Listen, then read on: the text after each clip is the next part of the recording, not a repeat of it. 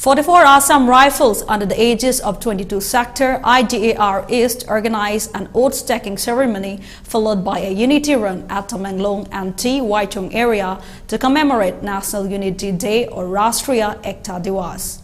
In view of the commemoration, a painting competition on the theme Unity in Diversity was organized by the battalion in Dequira. Around 50 students participated in the competition. Meanwhile, year 2021 marked the 146th anniversary of the Iron Man of India. The Home Minister of India, in an official statement for National Unity Day, cited the day will provide an opportunity to reaffirm the inherent strength and resilience of a nation to withstand the actual and potential threats to the unity, integrity and security of a country.